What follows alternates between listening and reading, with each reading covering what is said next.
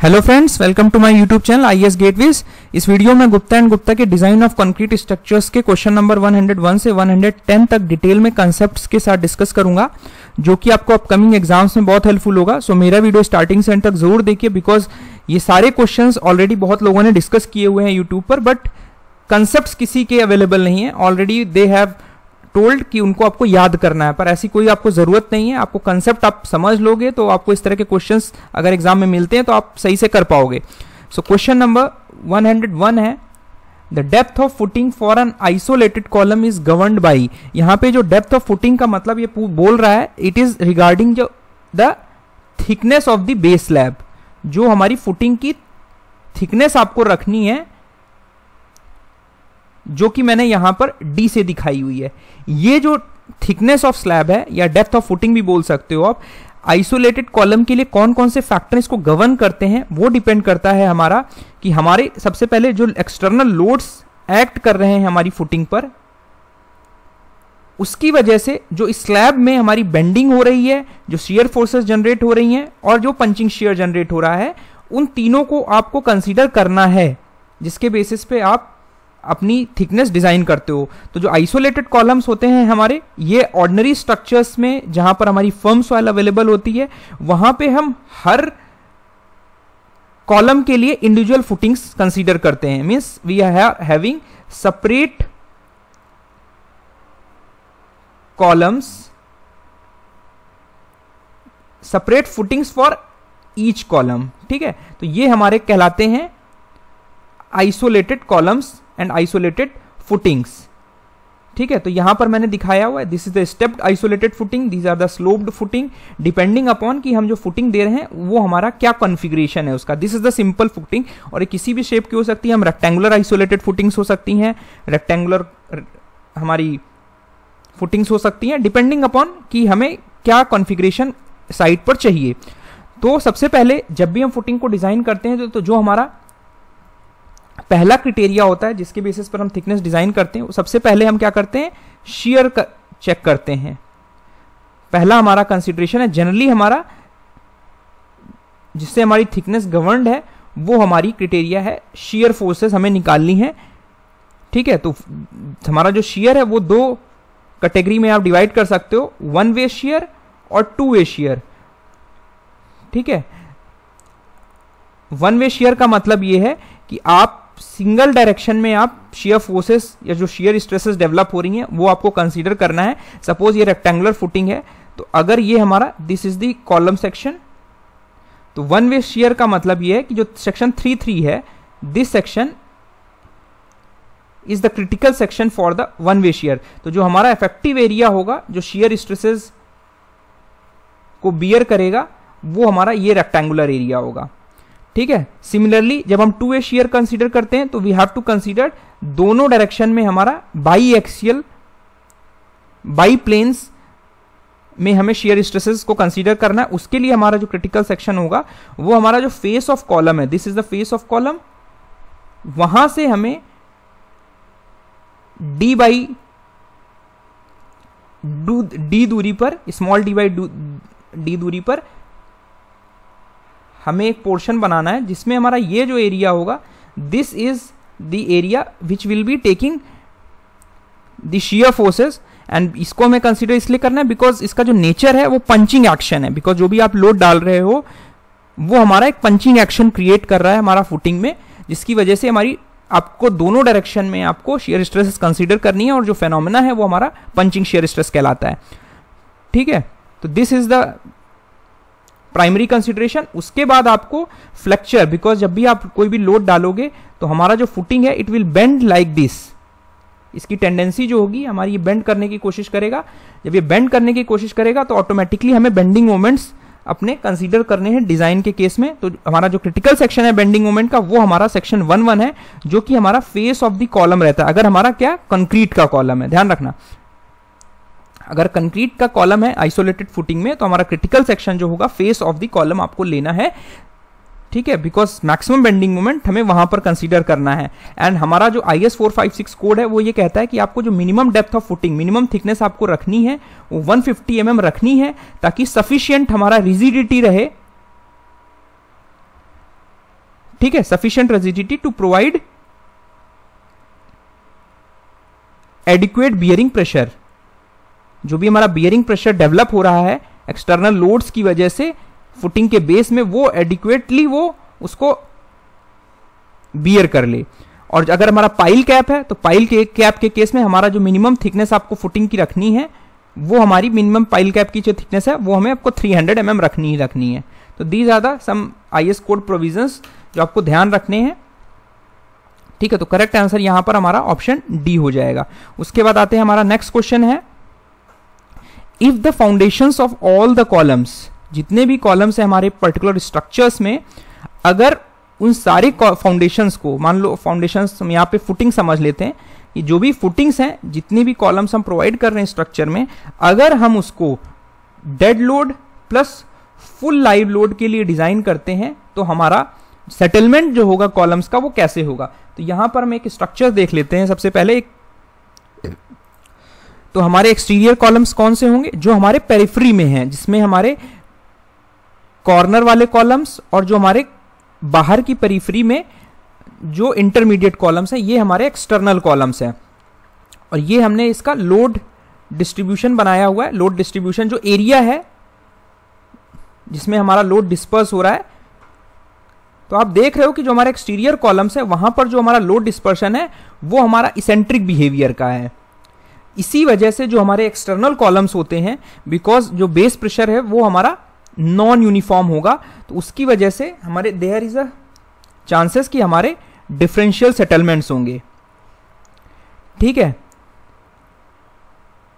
तो जब आप इन कॉलम्स को full dead load plus full live load हमारा क्या हो सकता है, हमारे विंड लोड हो सकते हैं। जो प्राइमरीली हमारे लाइव लोड्स होते हैं वो हमारे विंड और अर्थक्वेक लोड्स होते हैं, ठीक है। और भी जो हमारा फर्नीचर का लोड है, जो भी हमारा लाइवली थिंग्स हैं जो स्ट्रक्चर के अंदर हैं, जो कि हमारा लाइव लोड के फॉर्म में अवेलेबल है स्ट्रक्चर पर, ठीक है। तो फुल लाइव लोड जब एक्ट कर रहा है दोनों के केस में, तो जो हमारे एक्सटर्नल कॉलम्स होंगे, एक्सटर्नल कॉलम्स जब भी हमारा फुल लाइव लोड एक्ट करेगा तो एक्सटर्नल कॉलम्स पर हमारा सबसे ज्यादा विंड और अर्थक्वेक लोड्स आएंगे, जिन्हें हम डायनेमिक लोड्स भी बोल सकते हैं, जो कि हमारे लाइव लोड का मेजर कंपोनेंट है। तो जब आपने सारे कॉलम्स को फुल लाइव लोड और डेड लोड के लिए डिजाइन किया, तो बिकॉज अगर किसी भी पर्टिकुलर इंस्टेंट में हमारे सारे लोड्स एक्ट कर रहे हैं स्ट्रक्चर में, तो जो बाहर के कॉलम्स होंगे वो हमारे ज्यादा प्रोन होंगे to carry all these loads. तो इस वजह से जो हमारा एक्सटीरियर कॉलम्स का सेटलमेंट है उस केस में वो हमारा इंटीरियर कॉलम्स के सेटलमेंट से ज्यादा होगा। यहां पर ये हमारा फैक्टर प्रिडोमिनेट करेगा।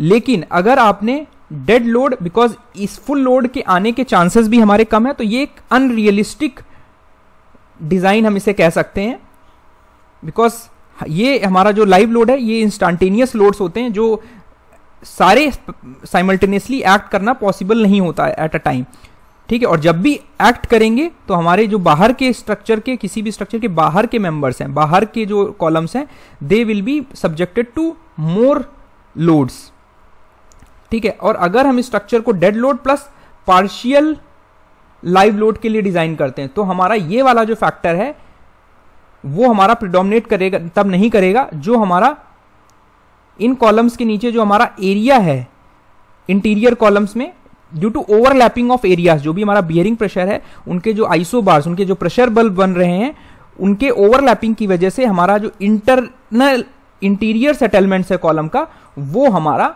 ज्यादा होगा। ये ध्यान रखना है। अगर आपका पार्शियल लाइव लोड्स के लिए आप डिजाइन करोगे तो आपको ये यहां पर जो प्रेशर बल्ब ओवरलैपिंग वाला एक कॉन्सेप्ट है वो यहां पर प्रिडोमिनेट करता है, बिकॉज पार्शियल लाइव लोड आपने ऑलरेडी अकाउंट किया हुआ है कि हमारा सारे लोड्स जो हैं वो एट अ टाइम एक्ट नहीं कर रहे हैं। तो ये हमारा मोर रियलिस्टिक क्राइटेरिया है और ये हमारा थोड़ा सा अनरियलिस्टिक टाइप का क्राइटेरिया है, बट उस केस में हमारा जो एक्सटीरियर सेटलमेंट होगा कॉलम्स का वो ज्यादा होगा, बिकॉज वहां पे लोड्स हमारे ज्यादा होंगे जब फुल लाइव लोड एक्ट कर रहा होगा, ठीक है। तो इसके यहां पर आपको क्लियरली दिखा हुआ है कि अगर हमने कॉलम्स को टोटल लाइव लोड के लिए डिजाइन कर दिया तो हमारा जो सेटलमेंट ऑफ एक्सटीरियर कॉलम्स होगा वो हमारा ज्यादा होगा। तो करेक्ट आंसर यहां पर सी होगा। उसके बाद हमारा नेक्स्ट क्वेश्चन है to minimize the effect of differential settlement. अब डिफरेंशियल सेटलमेंट क्या है हमारा कि सपोज दो फुटिंग्स हैं, दोनों फुटिंग्स अलग अलग अमाउंट में सेटल कर रही हैं, these are the two isolated footings. ये हमारी ओरिजिनल लेवल था, ये हमारा कुछ सेटलमेंट हुआ मान लीजिए डेल्टा 1 और ये फुटिंग का सेटलमेंट हुआ मान लीजिए डेल्टा 2। तो जो हमारा रिलेटिव डेल्टा 2 माइनस डेल्टा 1 जो हो रहा है, this is the differential settlement. ठीक है, तो ये सेटलमेंट जो हमारे बाहर के एक्सटीरियर कॉलम्स होंगे बिल्डिंग्स के, वो हमारे ज्यादा प्रोन होंगे डिफरेंशियल सेटलमेंट का, बिकॉज वहां पे जो बेस प्रेशर है, जो हमारा इसेंट्रिसिटी है, उसके चांसेस ज्यादा हैं, बिकॉज वहां पर हमारा वो लास्ट कॉलम्स हैं, हमारे कॉर्नर कॉलम्स या इंटरमीडिएट कॉलम्स जो बाहर की पेरिफेरी पे अवेलेबल हैं। तो अगर ये जो डेल्टा 2 माइनस डेल्टा 1 है, इसको आप लेंथ उनके बीच की डिस्टेंस से डिवाइड करते हो, तो ये हमारा एंगुलर डिस्टॉर्शन कहलाता है। ठीक है, इस पे क्वेश्चन पूछे जाते हैं कभी कभी वैल्यूज निकालने को। तो दिस इज एंगुलर डिस्टॉर्शन। तो जो भी हमारा फुटिंग है, उसका जो एरिया है, वो आपको बहुत ही रियलिस्टिक तरीके से डिजाइन करना है। तो यहां पर मैंने डिफाइन किया हुआ है कि कोई भी स्ट्रक्चर है वो कई सारे कॉलम्स पर सपोर्टेड है, जो कि अलग अलग लोड्स कैरी कर रहा है डिपेंडिंग अपॉन कि स्ट्रक्चर में उनका क्या लोकेशन है। ठीक है, तो जो डिफरेंशियल सेटलमेंट्स हैं, they are minimized by proportioning the footings for various columns so as to equalize the average bearing pressure under the all the columns. हमें इस तरह डिजाइन करना है कॉलम्स, जो फुटिंग्स हैं, कि जो हमारा बियरिंग प्रेशर है वो हमारा यूनिफॉर्मली डेवलप हो, ताकि हमारा जो डिफरेंशियल सेटलमेंट हो वो हमारा मिनिमम हो। तो करते क्या है कि हमारा हर कॉलम जो भी लोड है उसमें हमारा डेड लोड होगा, लाइव लोड होगा, पर कितने लाइव लोड के लिए डिजाइन करना है ये हमें डिटरमाइन करना है, बिकॉज जो भी फुल लाइव लोड है does not act all the time, जैसा कि मैंने ऊपर डिस्कस किया। और live load such as those due to heavy wind do not produce significant settlement since they act only for short duration. Because जो wind वाला actual जो load है उसकी वजह से सेटलमेंट बहुत कम होता है, बिकॉज बहुत ही कम टाइम के लिए एक्ट करते हैं स्ट्रक्चर में। ठीक है, तो हम जो डेड लोड और live load, full live load का कॉम्बिनेशन है, ये बहुत ही अनरियलिस्टिक टाइप का है, जिसके लिए realistic criteria for producing equal settlements. ठीक है, तो हम सेटलमेंट क्राइटेरिया के लिए जब इवैल्यूएशन करेंगे तो फुल लाइव लोड आपको कभी भी नहीं लेना है, अदरवाइज हमारा डिफरेंशियल सेटलमेंट्स होंगे स्ट्रक्चर पे। तो service load is better criteria, this is the load expected to act for the most of the time during the normal service of the structure. Means जो भी हमारा मोस्टली लोड एक्सपेक्टेड है service of the structure के समय, normal service life में, वही आपको consider करना है। तो जो ऑर्डिनरी बिल्डिंग्स हैं वहां पर हम क्या लेते हैं, dead load plus 50% of live load. ये हमारा रियलिस्टिक पैरामीटर है, जिसकी वजह से जो फुटिंग का बेस है सारे कॉलम्स में हमारा यूनिफॉर्म बियरिंग प्रेशर अप्रोच करता है। ठीक है, और लाइव लोड हमें लार्जर फ्रैक्शन में लेना है, जनरली हम 75% तक इंक्रीज कर देते हैं लाइव लोड, जहां पर हमारा वेयर हाउसेज या अदर इंडस्ट्रियल स्ट्रक्चर है, बिकॉज वहां पे हमारा जो गैंट्री क्रेन है वहां पे चल रही है, वो हमारा एक तरीके से लाइव लोड हमारा ज्यादा टाइम के लिए लाइव लोड ज्यादा अमाउंट में एग्जिस्ट कर रहा है। तो ये चीज आपको ध्यान रखनी है। तो फुल लाइव लोड के लिए आपको डिजाइनिंग नहीं करनी है, लाइव लोड पार्शियल होना चाहिए। तो जो भी प्रोपोर्शनिंग है कॉलम्स का, आपको एरिया जो डायमेंशनिंग आप कर रहे हो, तो उसमें आपको हमेशा डेड लोड और fraction of live load, generally for ordinary buildings it is taken as 50% of live load आपको लेना है डिजाइन में, सो दैट जो आपकी एरिया निकल के है वो बहुत ही ऑप्टिमम और इकोनॉमिक हो। अदरवाइज आप बहुत ज्यादा साइज बना दोगे तो वो अनइकोनॉमिकल हो जाएगा और सेटलमेंट तो आपका कम हो जाएगा। बट ये चीज आपको ध्यान रखनी है। तो करेक्ट आंसर जो होगा वो ऑप्शन सी होगा। ठीक है, उसके बाद हमारा the critical section of finding the maximum bending moment for a footing under masonry wall.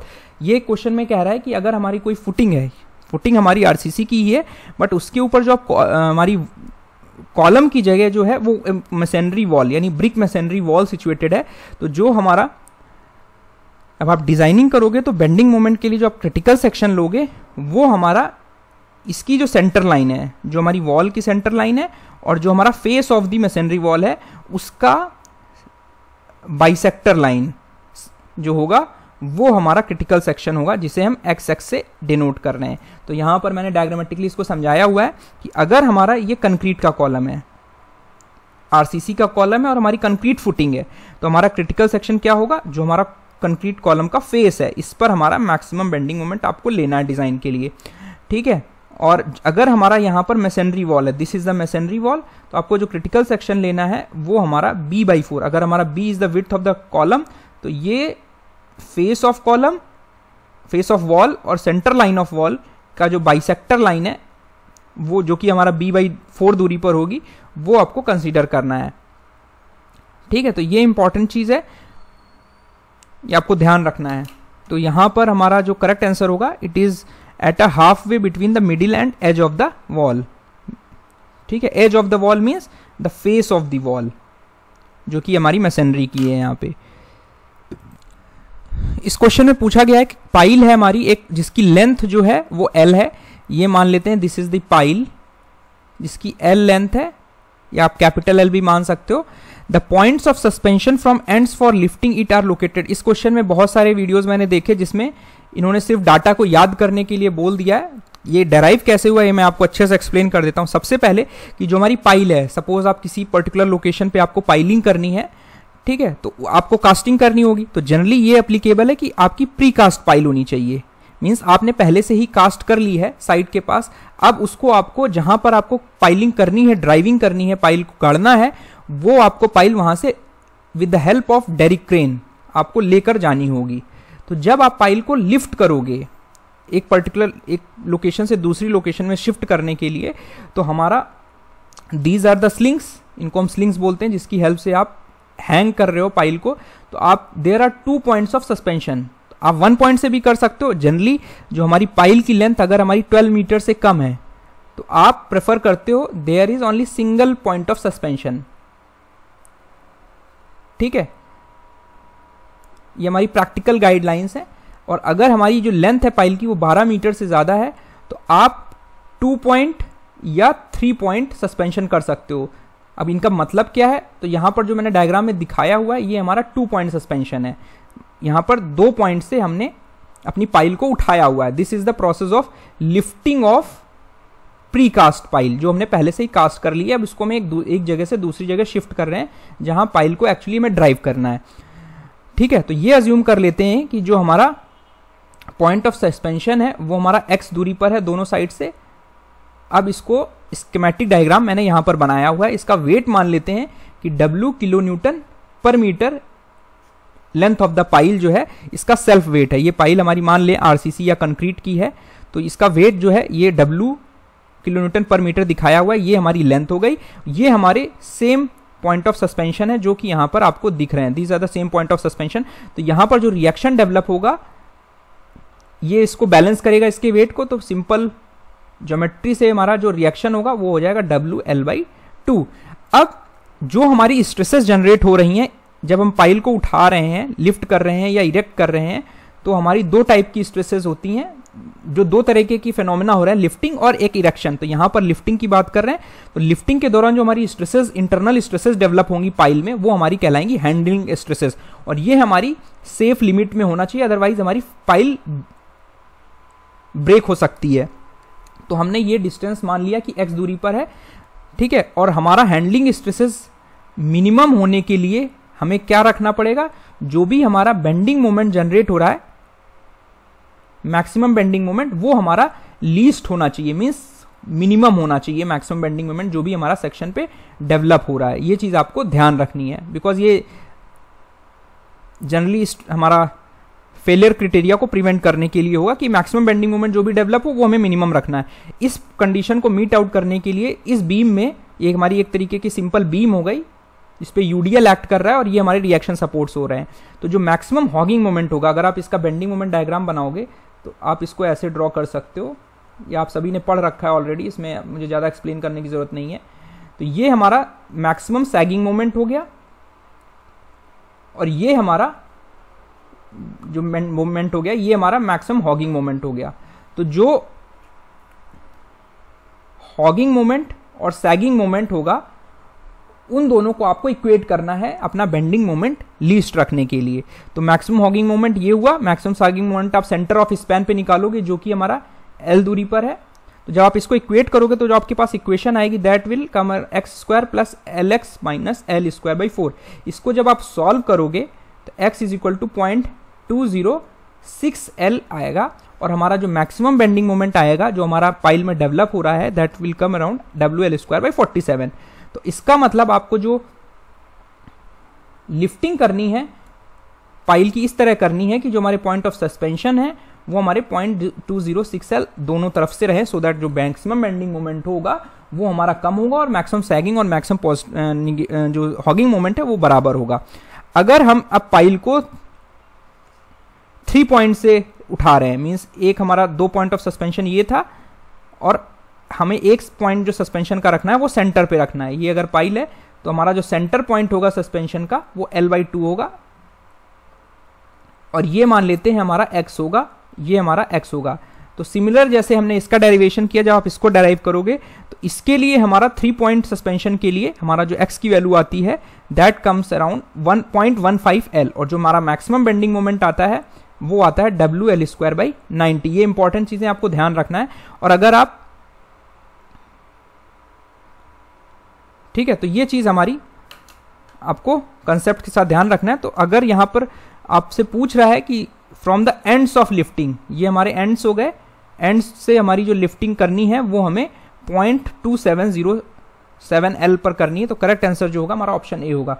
उसके बाद हमारा नेक्स्ट क्वेश्चन है कि ड्यूरिंग इरेक्शन, आप पाइल को आप इरेक्ट कर रहे हो, मींस कोई भी पाइल है आपकी साइड पर पहुंच गई, आपने उसको जाकर रख दिया, ठीक है, तो वो आप क्या करोगे, पाइल को ड्राइव करने से पहले, suppose this is the pile, ठीक है, आपको इसको ड्राइव करना है।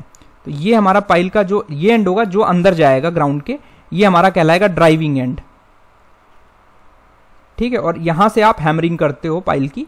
तो जब आप इसको लिफ्ट कर रहे हो, ग्राउंड में लाकर आपने लिफ्ट करके डाल दिया, उसके बाद आप डेरिक की हेल्प से पाइल को लिफ्ट करके इरेक्ट करके वापस उसको पोजीशन करेंगे जिस लोकेशन में हमें पाइल को ड्राइव करना है। तो जब ये प्रोसेस कर रहे होंगे हम ड्राइविंग के लिए, तो हमारी जो ये लेंथ है, मान लेते हैं ये दूरी जो है ये x है, तो ये x इस तरह सिलेक्ट करना है कि हमारा जो मैक्सिमम बेंडिंग मोमेंट हो रहा है सेक्शन पे वो हमारा लीस्ट हो, और हमारा जो दूसरा एंड है वो हमारा ग्राउंड पे सपोर्टेड है, विच रेस्ट ऑन द ग्राउंड। तो ये भी इस सेम फेनोमेना जैसे हमने ऊपर कंसेप्ट के साथ डेराइव किया था, वैसे ही आप फिर से डेराइव करोगे कि हमारा मैक्सिमम बेंडिंग मोमेंट जो डेवलप हो रहा है ये हमारी रिएक्शन हो जाएगी, ठीक है। और इसको बैलेंस करने के लिए हमारा डाउनवर्ड में यहाँ पे रिएक्शन डेवलप होगा। तो x की वैल्यू जो आएगी वो 0.93L आएगी और हमारा जो मैक्सिमम बेंडिंग मोमेंट होगा वो हमारा होगा WL²/23। तो ये इंपॉर्टेंट चीज है। तो यहां पर क्वेश्चन में पूछ रहा है कि ड्राइविंग एंड से आपको कितना दूरी पर लिफ्ट करना है इरेक्शन के दौरान, तो आप इसको L से सब्ट्रैक्ट कर दोगे, L minus 0.293L is equal to 0.707L आ जाएगा। तो आपको ड्राइविंग एंड से जो लिफ्ट करना है वो हमारा जो लेंथ होगी this is 0.707L, so that जो हैंडलिंग स्ट्रेसेस हों वो हमारी मिनिमम हो। तो आपको ध्यान रखना है एग्जाम में कि हमें कहाँ से जो डाटा है वो इंफॉर्मेशन कहाँ से पूछ रहा है।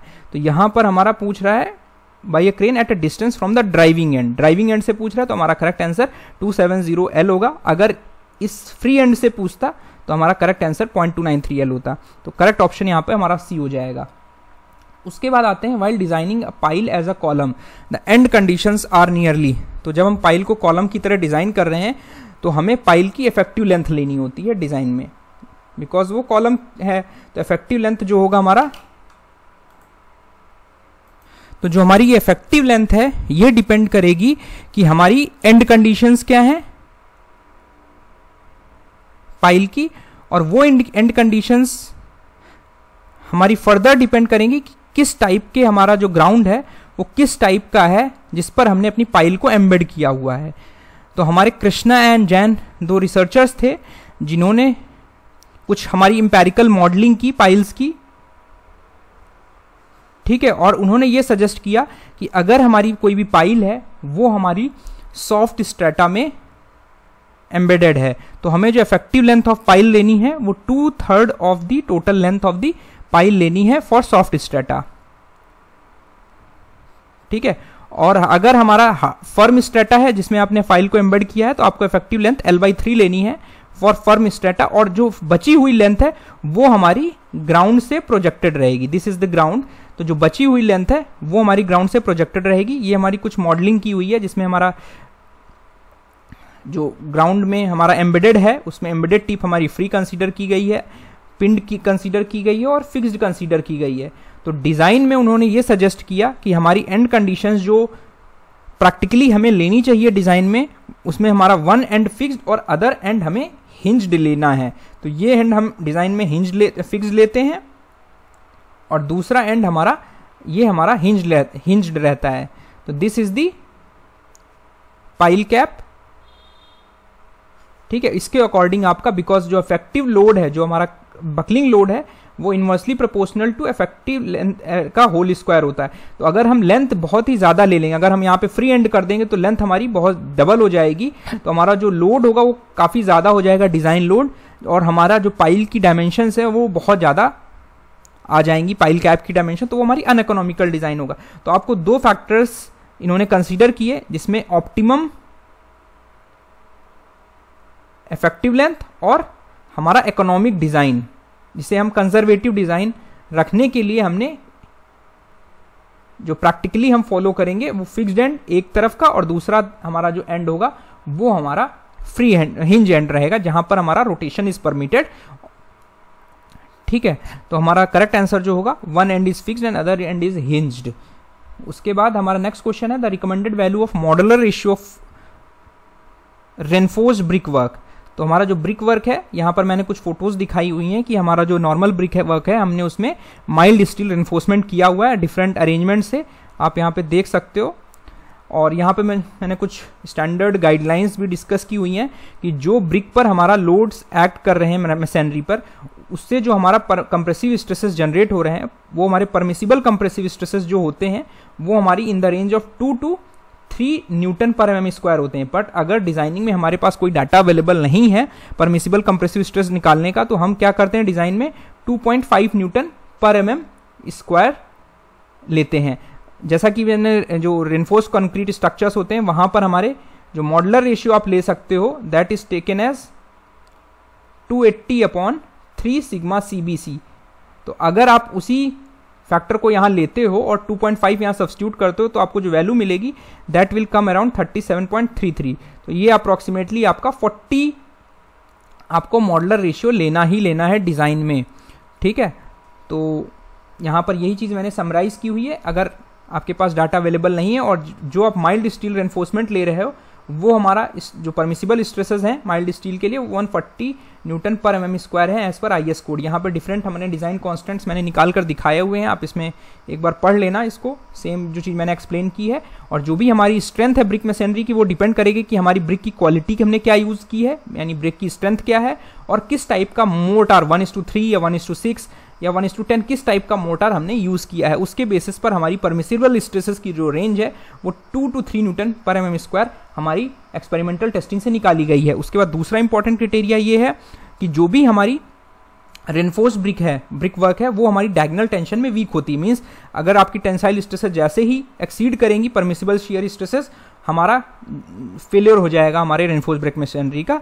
तो जो परमिसिबल शियर स्ट्रेसेस हैं हमारी, वो हमारी 0.07 से लेके 1.14 न्यूटन पर mm स्क्वायर होती हैं। और अगर हमारे पास डाटा अवेलेबल नहीं है तो डिज़ाइनिंग में हम जो मैक्सिमम वैल्यू लेते हैं 0.1 न्यूटन पर mm स्क्वायर लेते हैं।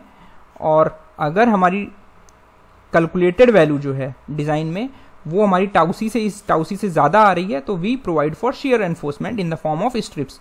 तो शियर एनफोर्समेंट आपको प्रोवाइड करना है, बट ये इंश्योर करना है कि जो कैलकुलेटेड स्ट्रेस है that should be less than 0.3 newton per mm square.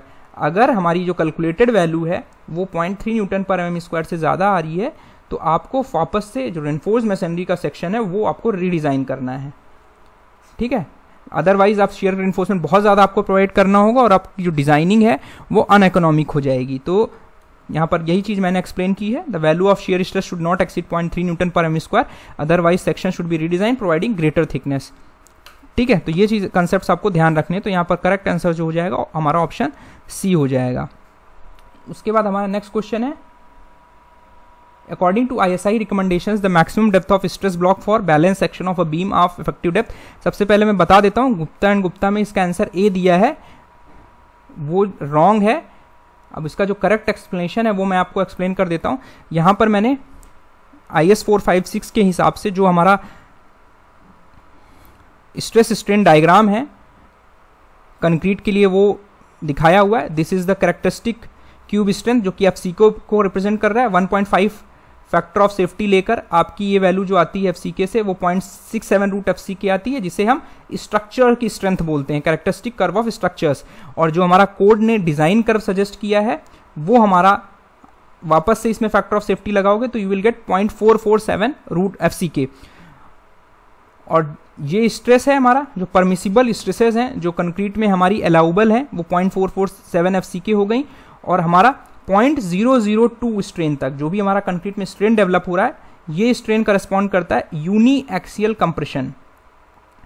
जब हमारा प्योर एक्सियल कंप्रेशन हो रहा है तो मैक्सिमम हमारा जो स्ट्रेन है वो 0.002 होगा। जब साथ में हमारी बेंडिंग भी हो रही है तो हमारा जो रेंज होगा स्ट्रेन का वो इसके बीच में होगा, और उस केस में हमारा जो परमिसिबल स्ट्रेस होगी कंक्रीट में वो हमारी कांस्टेंट होंगी। ठीक है, तो ये इंपॉर्टेंट चीज आपको दिमाग में रखना है। और जो हमारा मैक्सिमम कंप्रेसिव स्ट्रेन जो हो सकता है कंक्रीट में अंडर फ्लेक्चर, हमारा कोड कहता है 0.0035 है। इसके बाद हमारा structure is assume to be failed in flexure. तो इसी चीज को अगर आप वापस से रोटेट करके रख दोगे तो ये हमारा डायग्राम आपको मिलेगा। तो ये जो ग्रीन कलर से आपको दिख रहा है, this is called the stress block for the concrete. और ये हमारा स्ट्रेन प्रोफाइल है कि जो हमारी पैरेलली जो स्ट्रेन डेवलप हो रही हैं, तो ये हमारा जो टॉप फाइबर है कंक्रीट का, वहां पर हमारी स्ट्रेन डेवलप हो रही 0.0035 अंडर फ्लेक्चर, और हमारा 0.002 की जो रेंज है वो 3/7 XU पर है। उसके बाद हमारी 4/7 XU डेप्थ के लिए हमारी जो टोटल कंप्रेसिव स्ट्रेसेस हैं वो पैराबोलिकली वेरी कर रही हैं up to 0 value at the neutral axis. ठीक है, और हमारा जो स्ट्रेन है, दिस रेड कलर में जो आपका स्ट्रेन दिख रहा है उसमें जो मैक्सिमम स्ट्रेन है हमारा, ये centroid of the tensile steel जो है वहां पर है, that is given by 0.002 plus 0.87 FY upon modulus of elasticity of steel. ये हमारा यील्ड स्ट्रेन भी कहलाता है, कि इट मीन्स कि अगर इतना स्ट्रेन होगा corresponding to particular grade of steel तो हमारा जो स्टील माना जाएगा वो यील्डेड माना जाएगा। ठीक है, अब यहां पर क्वेश्चन में बोल रहा है कि बैलेंस सेक्शन के लिए, बैलेंस सेक्शन का मतलब ये है कि हमारा आउटर मोस्ट कंप्रेसिव फाइबर में जो स्ट्रेसेस जनरेट हो रही हैं कंक्रीट में, विच इज 0.0035 जो स्ट्रेन के करस्पॉन्डिंग है, और जो हमारा टेंसाइल स्ट्रेन है स्टील के लेवल पर, स्टील में हमारा जो टेंसाइल यील्ड स्ट्रेन डेवलप हो रहा है वो दोनों साइमल्टेनियसली डेवलप होंगे, तो हमारा वो बैलेंस सेक्शन कहलाएगा। ठीक है, तो आप अगर इसको ज्योमेट्रिकली देखोगे इस ट्राइंगल से, तो XU/D की जो वैल्यू आएगी 0.0035 upon 0.0035 plus yield strain in steel आएगी, और यील्ड स्ट्रेन इन स्टील क्या होगा हमारा 0.002 प्लस 0.7 FY अपॉन ES। अब क्वेश्चन में जो पूछ रहा है हमसे XU की वैल्यू, this is XU is known as depth of stress block, और जिसे हम नॉर्मल लैंग्वेज में डेप्थ ऑफ न्यूट्रल एक्सिस भी बोलते हैं। तो हमारी जो maximum depth of neutral axis होगी XU मैक्स तब होगी जब हमारा EST जो होगा वो मिनिमम होगा। मिनिमम कब होगा? जब हमारा जो FY है यील्ड स्ट्रेस वो मिनिमम होगी। तो जो मिनिमम ग्रेड ऑफ स्टील आप यूज करते हो, कौन सी यूज करते हो? Fe250। तो Fe250 जब आप यूज करोगे, यहाँ पे 250 मेगापास्कल आप डालोगे, और यील्ड जो हमारा modulus of elasticity of steel है वो 2 × 10⁵ न्यूटन पर mm² डालोगे, सब्स्टिट्यूट करोगे, तो जो आपकी XU/D की वैल्यू आती है दैट कम्स अराउंड 0.5313D।